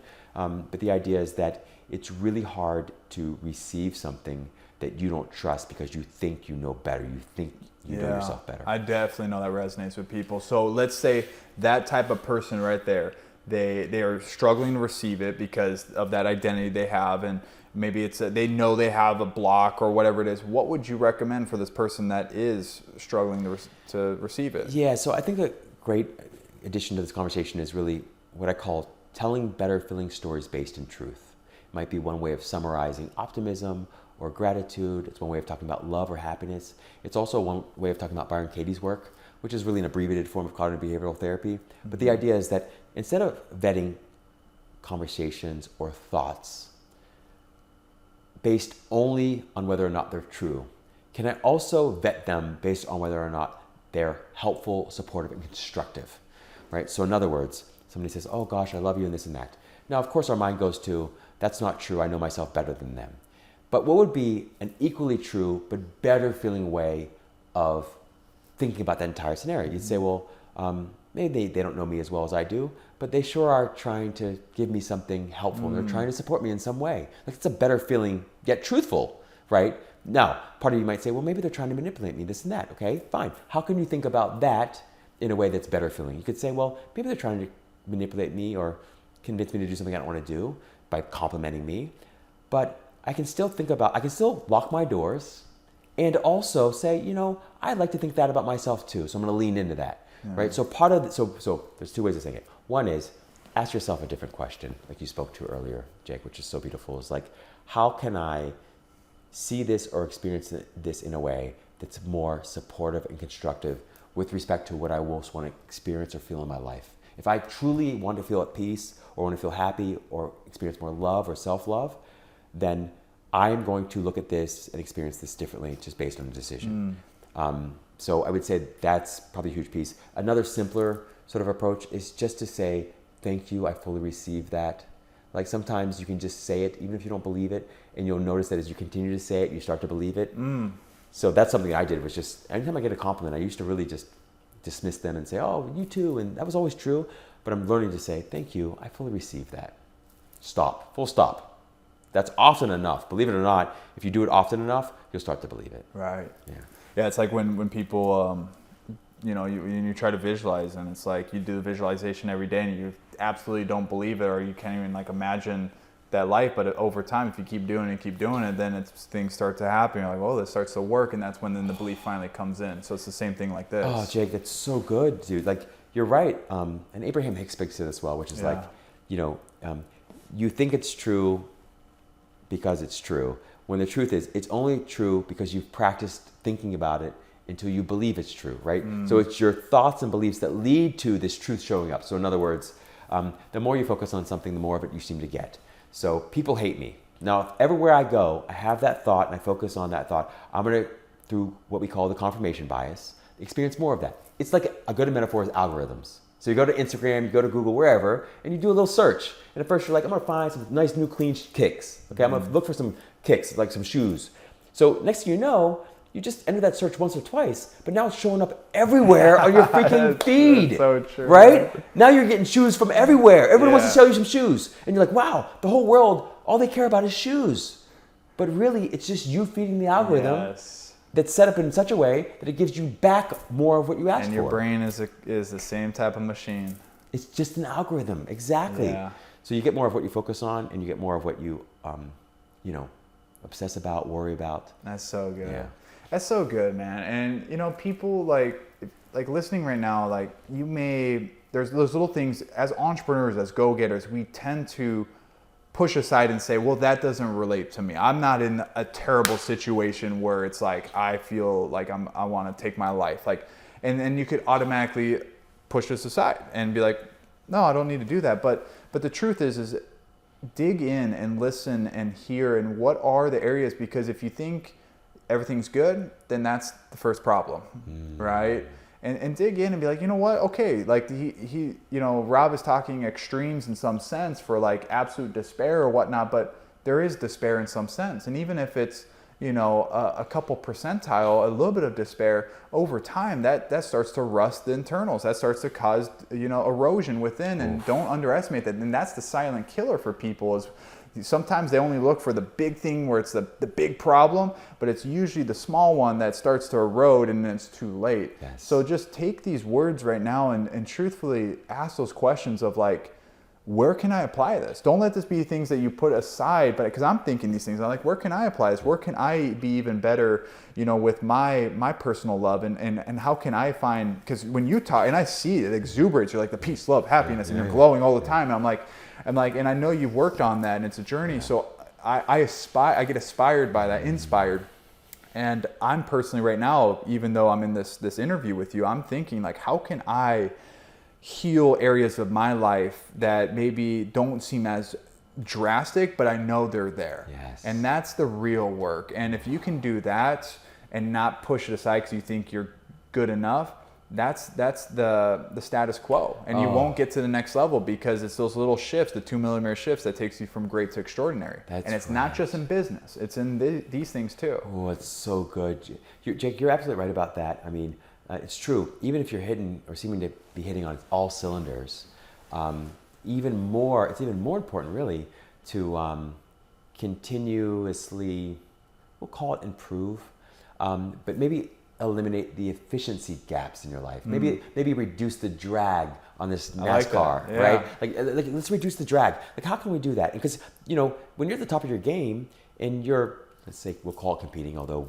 I don't think either of us really believe in competing, but you're competing and you're at the top of your game. Those are games that are won by inches, not feet, not yards, right? Those are games that are won by seconds or microseconds, right? So what that means is that even the tiniest little tweak in this one little area over here that you've been wasting a lot of time, energy, and effort on can get you a significant improvement in your life or your relationships or your financial situation. So you're right, there's always something, we can call it work on. You can also just say it's something to explore and right, and to allow more different energy with that. Yeah, exactly. Yeah. So you're absolutely right about that. It's important to recognize that you don't have to be at the extremes in order to experience more peace, love, happiness, or abundance in your life. Yeah. And good for you for being there. But explore where you are, and there are always things that you can enjoy more of. Explore. I like that word. Find areas to explore. Men, listen right now. Do not ever tell a woman that we need to fix something. All right, unless it's like something in the house. But if you ever say that, trust me, I've one time and done learned my lesson, and I felt the wrath. But like, do not ever try to fix another person. But men, like we want to fix things, so sometimes we're just blind to that. But I like the word explore. That's so good, and you're right about that. I think I'm a fixer too. We're helping professionals. We like to fix. Yes. And, learning just to listen, not needing to fix is extraordinarily valuable. Also, it allows for people to be seen and felt and heard in ways they couldn't otherwise wise fill any of those things, and it allows people to come to their own solutions that are much more effective for them because they're bought in on them. Yes, they believe in it. It's their fact. It's their truth instead of you putting it on there. Totally. And there's something too, and I'm sure you've experienced this too, which is like, often it's the people that are closest to you that especially don't want you fixing them. Yes. And the people that are closest to you that you have the hardest time believing in with respect to their insight or their guidance or advice. It's like, that's just the carpenter's son. He can't do miracles. It's just the carpenter's son. We know him. It's like, the only place a prophet isn't received is his or her own hometown kind of thing, right? So you want to be careful with that, especially. The only place where a prophet isn't received is in their own hometown. Yes. Go back to what you just said, which is, the people closest to you don't want to be fixed or whatnot. Why is that? Yeah. So on one level, familiarity breeds liking, but eventually over time, also familiarity can breed contempt. There's a little of that, right? Also, most importantly, they see you day in and day out. So they see you over in the corner where you're struggling, you're having a little meltdown, temper tantrum. They see and hear what you say after that phone call with that difficult person. So they have a more intimate, closer perspective and experience in your life. Also, you're much more available and accessible to them. Sometimes there's something about people or things being a little less accessible, a little harder to reach or contact that makes it seem much more valuable and worthwhile. That's why Tony Robbins can say something. You maybe never met Tony Robbins, went to one event. Oh, that's gold. And it is gold. It is gold. I've been telling you that 10 times. Yeah, exactly. Jake's been saying it for 15 years as well. Yeah. So they're like, Jake. But they hear from him or a stranger on the street. All of a sudden they can receive it. Yes. Dude, so it's important to remember that. That just, I know that freed up a lot of people. Please, if there are people in your lives that they are going to judge you in that sense, and you get that question of well, I thought they loved me. Why? And then that's when all these limiting beliefs start coming up. Let that be the liberation right there. Yes. So good. Let that go. Let's pivot into here. Yeah. I know we're going over so much, but dude, you got your new book coming out. Or it already is out. Yeah, it's out. Yep. What made you write this one? It's by the way, it's Love from the Inside Out. It's his second book. The first one was Happiness from the Inside Out. And was that a bestseller? Yes, sure. It's a bestseller. Yeah, it's always a bestseller. Yeah, always bestseller. Yeah. But this book, and I want you to describe it, and we're going to talk about it. But what I loved about this book is the moment I opened it up, I told you before this. I was like, dude, this is not a normal book. Yeah. This is I feel like I'm reading a poetry book because of the paper and then the text. It's not just a basic vanilla book, but then the words, the context of it. And you were telling me that you wanted to have more of truly love and passion come through this. Speak on that, please. So good, yes. Love is not math, it's music. It's not prose, it's poetry. And it's easy for those of us who are over analytical, or just analytical in general, to see love and try to experience love and try to plot and plan and script our love lives in ways that lean more into an analytical, conceptual, transactional experience of life and others and of ourselves, when that doesn't work at all.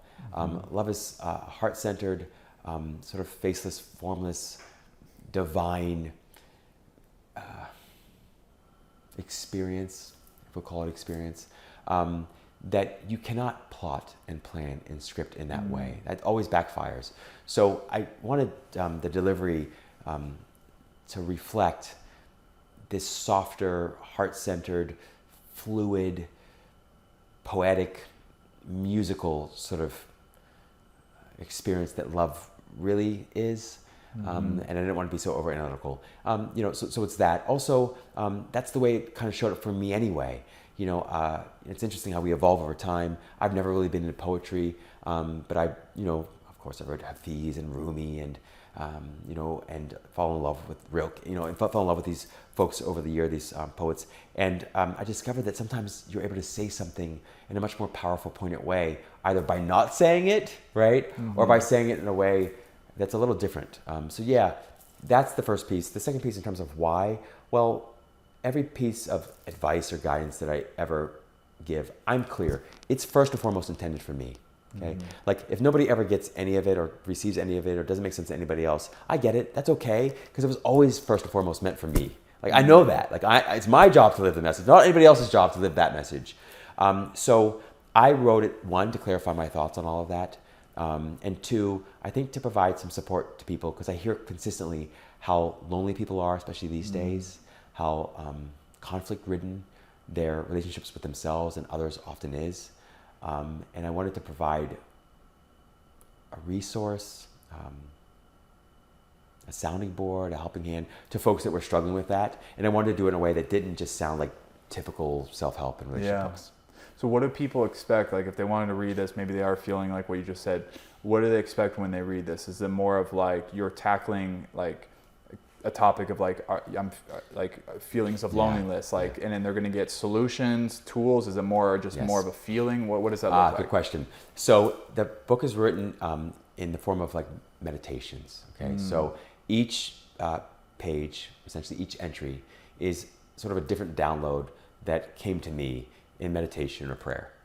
So the effort is just in every page it's different. Now those meditations are organized into 12 different sort of sections or chapters, beginning with things like, love is felt oneness with life. Another word for life could be God. You can call it source, intelligence, the universe, whatever word resonates with you.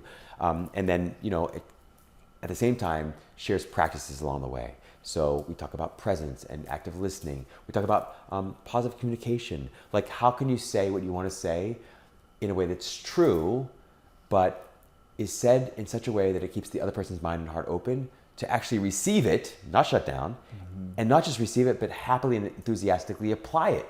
Like, how can you get your way? We all know we all going to get our way. How can you get your way with people in a much more effective fashion that doesn't require you to be strategic or manipulative or lie, and also treat the other person with respect and love?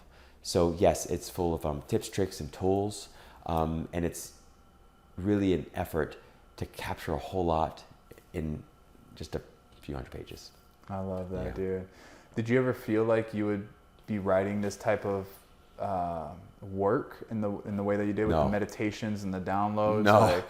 I don't think most of my life is a life that I ever thought I would live. Like, I never really, no, not at all. It's a great question. In fact, I remember in college, I had a professor, Professor Mullen. One day, he came up to me, he was a sports psychology professor, and he said, "Rob, I got to say something to you, son. You're a great writer." And I remember thinking, did he read somebody else's work and think it's me? Like, I'm not a good writer. I'm not a great writer. And I don't like writing. I don't like writing at all.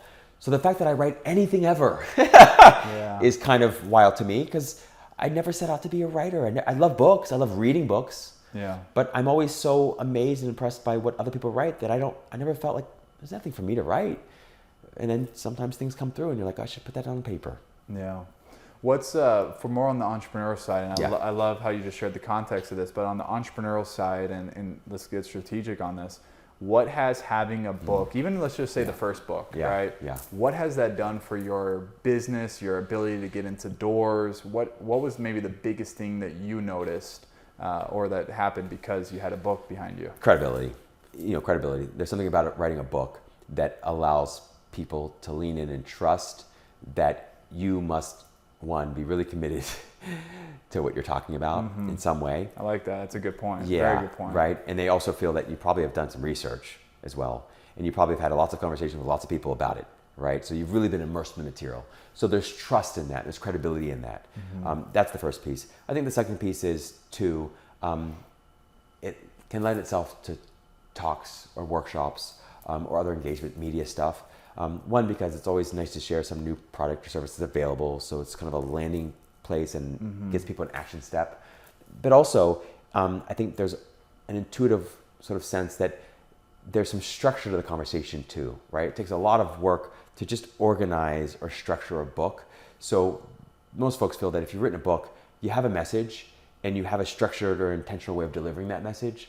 So I think that also helps. Yeah. So for me, it's mostly been credibility, and trust, building experience, and I'd say probably that's the biggest piece. So would you say that your speaking today is highly accredited because of the immersive work you put into this book? So that's why you could spit out all these different phrases and stories and examples? Yes, absolutely. For sure. Like, you're much more likely to get PR if you have a book. These days, just having a social media platform is plenty, or just that you've produced something. Yeah.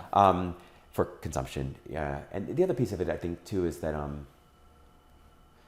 sometimes it's not even the book itself.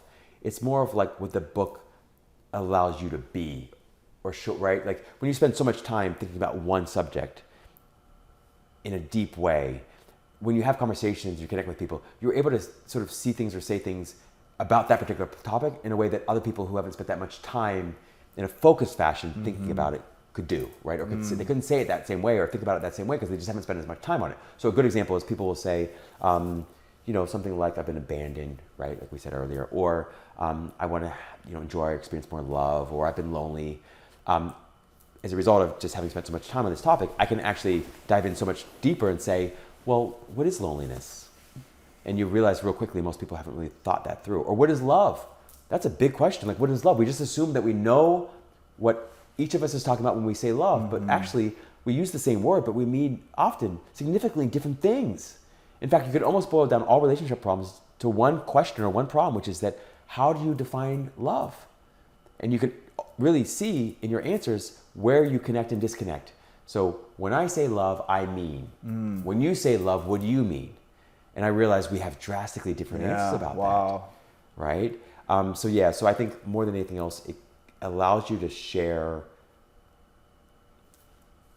what you know, what you've learned, what you've experienced on a topic with more depth than you could otherwise, just because you put the time and energy in. Yeah. What does love mean to you? It's felt oneness with life. Love is felt oneness with life itself, not life conditions and circumstances, but the peaceful aliveness that exists within you all the time, right? So in your hands and feet, there's a life energy, there's a non-physical energy. That faceless, formless, thoughtless, wordless, infinite, eternal, peaceful aliveness that doesn't feel like much when you feel into it for the first time.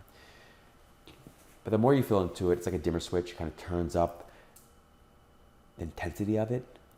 When you continue just practicing the presence of life called God, source, non-physical energy, when you practice the presence of that for its own sake, not thinking about it, not talking about it, just feeling into it. Even when you're in a conversation, feel into that. If you want, you could say just practice the presence of God no matter who and what you're with, as consistently as possible for its own sake. So not to get something. I'm not trying to manifest something. I'm not punching into a 4-digit code like an ATM in order to get more money. Just the way I spend time with Jake. I love spending time with you just because you're you. I don't need anything from you. When you practice the presence of peaceful aliveness or life within your own body and within the body of everybody else, you come to not only feel an unconditional love, what I can also call happiness, you also begin to emit this unconditional, and you also begin to solicit from others an experience. So everything begins to feel a lot more full. It's chock full of love, right? So that's one way to talk about it. The other way to talk about it is that love is just your self-love shared. Another way to put it. Or love is your happiness shared. It's bliss overflowing. All different ways of talking about it. They all sound like different things, but they're not. Like love and happiness are not two separate different energies. It's one energy perceived from two different ways, right? It's not two different coins. It's one coin with two sides. Yeah, I see that. Yeah. Is this your truth that you've experienced, or is this a belief you adopted? This is my truth. Okay. I had heard something similar in different ways, but it never quite resonated. And then as I explored it more and more, I'm like, it's true. When I'm happy, I love effortlessly. So you fully align with this. Like when you're saying these things, this is your actual truth, where it's not just you're sharing the beliefs of what love is tended to be. Like this is like you to the raw, real you feel with what you just said. Yeah, because like I remember trying to love people when I was really not self-loving, and I would not call that love. That was me trying to get something from them, right? It doesn't mean I didn't feel something for them. It doesn't mean that at all. It just, I think love gets a bad name. So as I continue to like work and deepen in this process and try not to get my discursive mind about it, just like, what is love? Like ask that question sometimes to your intuition, to your higher self, to your soul, to God. Just ask that question and just sit and wait for an answer that doesn't come from your mind. Just wait for a download that isn't really like your voice, like your human voice.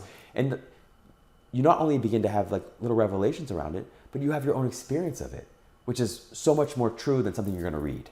Like even whatever I put in my books, it's my way of explaining what I've experienced, but the explanation isn't the experience, right? The experience is something entirely different that's ineffable. Yeah. It can't be explained.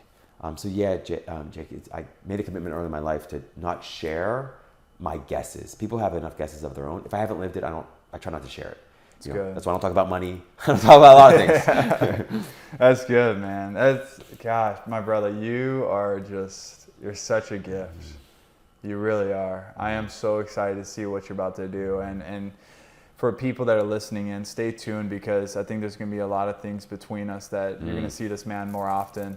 But with what you are sharing and the people that are in your life, they're not there by accident. They're around you because you've allowed for love to come in, but you give it off, and you're filling a lot of voids that people maybe need to be filled, that are not of what God needs to fill, because we know that's the ultimate void, but voids of knowing that they could trust into another human like no one else they've ever trusted into. Wow. Knowing that, these people that are entrusting you to share this mission or this vision of impact and transforming people's lives, like they've maybe been looking for that for like 10, 15, 25, 30 years, who knows? And they finally see that. And so for you to accept and step into that, I know it's going to lead to great things. And I'm honored to know that. And I'm honored to see that and to experience it. And I should have mentioned this earlier as we start to wrap up here, but I love sharing how I meet these guests, people that I bring on here, because I want it to be real for people to know that. Remember, 5 years ago from this time, I was just a nurse with no idea of personal development. I didn't even, I had no confidence in myself. I was a senior captain on my basketball team, and I was still getting picked on. Like, I didn't know how to freaking lead a team. Even though I had a C on my chest, it doesn't mean I was a captain, right? So don't ever discredit yourself. But I met Rob. I remember it was a random coincidence, just like this woman at the airport. Good thing it wasn't a 10-year span. But this was about probably 2 years ago. It was during the whole crazy lockdown stuff here in California, and it was at a coffee shop. And I remember just actually, we weren't supposed to meet. No, we don't. I remember hearing about you, and I knew you looked familiar. I'm walking out of the coffee shop, and I was like, is that Rob? And I was like, oh, yeah. I was like, and then so I was like, hey, and then I connected the dots. I was like, this is how I know of you and all these things. And we sat down for like literally an hour and talked and connected and talked about commonalities, basketball, and we wanted to hoop, and, oh, you're doing this, and oh, I know about Tony Robbins. So like, that's how we made the connection. But you know what? Like, we stayed in touch on social media. We texted here and there. There wasn't any like big touch points, really, because you were traveling, I'm traveling. But we were in the presence, and we stayed aware of each other. And now here we are today, where I just hit you up and I was like, brother, I got this podcast. I want to spread this message. And now we have this amazing message you shared. So many lives that are going to be impacted. I really believe that. I truly do. And we're going to be doing some things that I couldn't even imagine. And it's because of that just one interaction to just have good connection, no matter what the outcome was. Shivers, man. I get these soul shivers when I connect with somebody's truth, I see that. my Thank truth. you. And that, like this conversation, will be a conversation, a meeting I'll remember forever, man. Like seriously, when you meet people, and this is what I love so much about you, Jake. Truly, is like every time I've seen you, talk to you, you show up. You show up the same way. You show up the same way, powerfully, eloquently, lovingly, peacefully, enthusiastically, every single time, man, every single time. And that conversation, it was like explosion after explosion. It's like firework, right? Every time you're like, oh my God, I had this basketball experience, and you did too. Yeah, and you're like telling Rob, you're like, oh, phenomenal.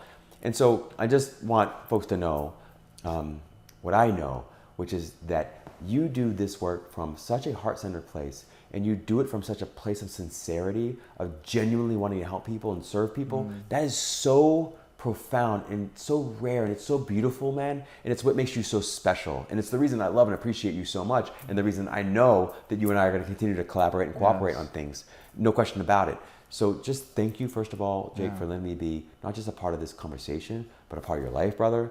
And I'm just looking forward to continuing the friendship and just seeing you continuing to shine. Thank you. Yeah, Thank you. real. And you've been back to back, like literally, you don't even live here in California. Yeah. This is where we're recording it. So like, you had so much things going on, but everything you just shared, I received that. But that's probably why you're here right now, because it could have been next time, this time, whatever.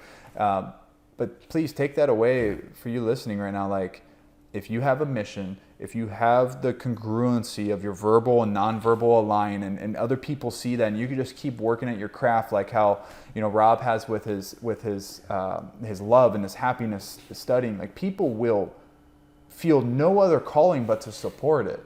And I think that's why we're here for almost probably 2 hours. I don't even know how long we've been going on this, but I want to wrap this up with 2 questions.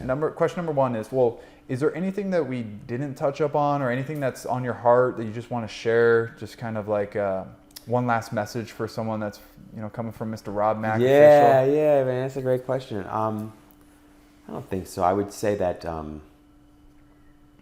at the end of the day, you can be and do and have anything you want, and you don't have to know a whole lot. In fact, you don't have to know anything at all. You know, all you have to do, in my perspective, is just find alignment with yourself. You know, just find alignment with yourself. For me, that's what I call happiness or peace or love. And I'm consistently blown away by how much I don't know, and yet how well my life goes. Like, have I earned it? Could I say I've deserved it? Not really. I mean, people say, well, you rock so hard. But I love what I do.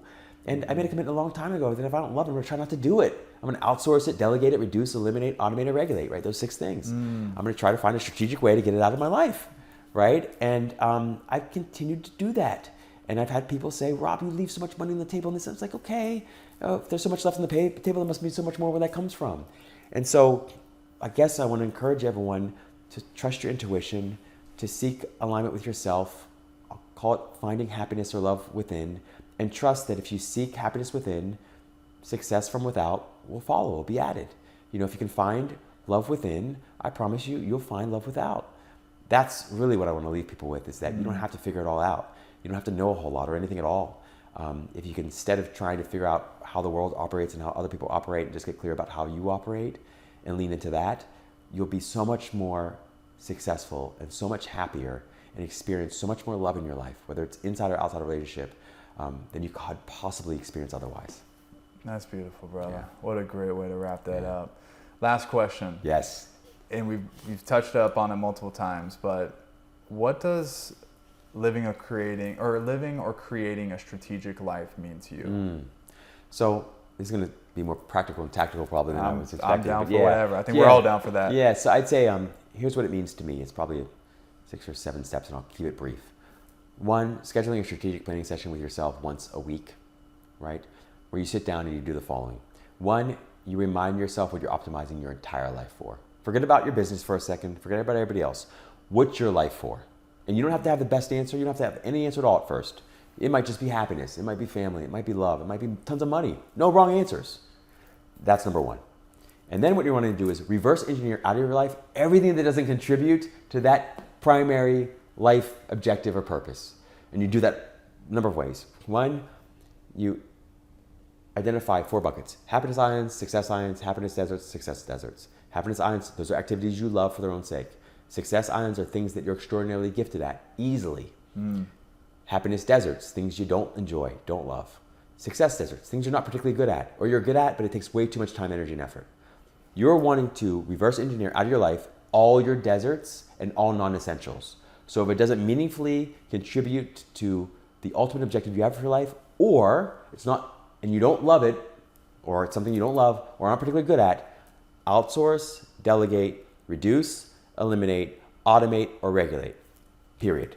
So that all you're left with are islands. And ideally, you're overlapping islands. So those are things that you love and you're really good at. That's where all your time, energy, and effort should go. When you do that, you're 500% to 1,000% more effective, efficient, and efficacious with whatever you're doing in your life, right? So that means it feels like play to you, and yet you're outperforming everyone. And they're struggling so hard. They're working 10 times as hard as you, but they're not able to keep up, right? So if you really want to lean into your competitive advantage or core competencies or sweet spot, you want to sort of walk through this exercise. The most important piece of it all, though, is clarifying that first thing. What am I optimizing my entire life for? For me, it's happiness. So it's so easy for me. If it doesn't make me happy, or if I can't make it happy, I try not to do it, or I try to give it to somebody else or pay someone else to do it. You know, so I'd say that is what it means mostly for me. For me, it's about optimizing for happiness, or in this case, love. I think it's the same thing. For you, it might mean something different, but ultimately, it's about spending as much time leaning in to this thing you're optimizing your life for, while you try to get off your plate everything and anybody else that doesn't contribute to that. Wow. Dude, Yeah. I feel like I just unlocked consultant Rob. I was like, pivoted here. Hold on. This will be another podcast. Yeah, it's all like, different one. You were going Yes. and that's what I freaking love is yeah. the tactical stuff. But everything you shared was even more powerful. But that's so funny. I just saw like a whole different Rob come out. Yeah. I mean, people are trying to like, put this at 0.5. Oh my gosh. Listen to it. They're like, holy crap, wait, hold on, I'm taking notes over here. Yeah, totally. And then, with things like that too, you're right. And start to speak probably 10 times faster. Yeah. But yeah, it's important, and it is in alignment with everything else we talked about, because at the end of the day, in order to get more of what you love or enjoy, you have to focus on it. You can't feel love by focusing on unlovable things. You can't be efficient by focusing on the inefficient things, right? Or things that you're inefficient with. You can't feel happiness by focusing on the unhappiness of things, right? So at the end of the day, we're talking really about the same theme from dozens of different angles, but it's really just a finite, limited number of truths here that you can apply to any and every area of your life, whether it's love and relationships, or it's finances, or it's your personal life, your social life, professional life, doesn't matter. Yeah. Wow. Where can people find you, bro? Wherever you're hanging out. Come find this guy. Search him up. Find him. What's the best way for them to connect with you? Yeah, so folks can find me at my website at coachrobmack.com. coachrobmack.com. Yep, and they can find me on most all social media platforms, most consistently Instagram. Instagram's your main one, right? Yeah. At Rob Mack, M-A-C-K official. Okay. And you can find both books, Happiness from the Inside Out and Love from the Inside Out, everywhere great books are sold, including Barnes & Noble, Amazon, Target, Walmart, all the places. Amazing. Send this guy a message. Send him, this is one of my 2 call outs for every time you guys listen all the way through here, especially. I know that you're committed to this. Send him a message and say, what were the biggest takeaways? What were the aha moments? Because I'm sure you could agree, this is the things that you love to hear, the real impact, them saying, when you said this, that's completely changed my life, because here, I mean, those types of messages probably move you, don't they? Oh, so much, man. So much. This is why I'm so invested in conversations with you. This is why I love your podcast. This is why I love what you do, period. It doesn't matter what it is. If it's coming from Jake, truly, I'm interested, because of precisely what you said. I need my takeaways. Yes, you need takeaways. And that it reaffirms us. You got, sometimes people look at Rob, or sometimes I get this and I'm like, oh, you guys know who I am? I'm a nobody, right? And that's our own little belief. But we look at it like, oh, these guys are they're good. They don't need to hear from us. Yeah. It's like, no, we love the affirmations, the confirmation of our works, because we're always growing, and with every growth there's always a little area of development, and we need to be affirmed on that development. So send this man a message, send him what he stood out on Instagram, and especially tag us on the stories. So take a screenshot on this, tag Rob, tag me at Jake Havron. You already know where to find me. Everything will be in the show notes below, but tag us on the Instagram story, shout us out, and we would love to shout back out you, shout you out back, and show you some love, because we want this message to not just stay within this little circle. We want this to expand. And facts, ripple effect. Yeah, and everything will be in the show notes, all info, everything we've talked about, where to find him, things like that. But Rob, I just gotta say one more time, man, thank you so much for your time. This message has been provocative in the most beautiful way. People are being moved from this, I could tell, and I know it's going to only ripple more and more as our expansion gets bigger and bigger. And the beautiful thing about social media is it's a tool, and we are allowing this tool to allow positive love and happiness to shine through. And your message is going to be out there, and man, I'm very grateful for this relationship, this friendship, this partnership, all the things and and guys, go find his book, get his book on Amazon, Love from the Inside Out, because you're going to feel this man's soul coming through on the papers, and it will move your soul. So thank you so much, Rob. My honor. Thank you so much. I'm so honored to be your friend, and I'm so honored to know a man like you. So thank you so much, Jake. I appreciate that. Yeah. And also, I fully received that. So I have to work on that too. Appreciate you, buddy. Bye, brother. Appreciate you. All right, we are at the end here. Thank you so much. If you're listening right now to the end, I appreciate you, because this was a long episode. Most of these episodes are long, but the value and the wisdom and the tactical strategies, I hope it really just resonates, and that's why we do these podcasts. So make sure to connect with Rob here, Rob Mack Official, or CoachRobMack.com. Is that correct? That's correct. We got CoachRobMack.com, and show him that love. And until then, you go have a great rest of your day. Go create your strategic life. And we'll see you in the next episode.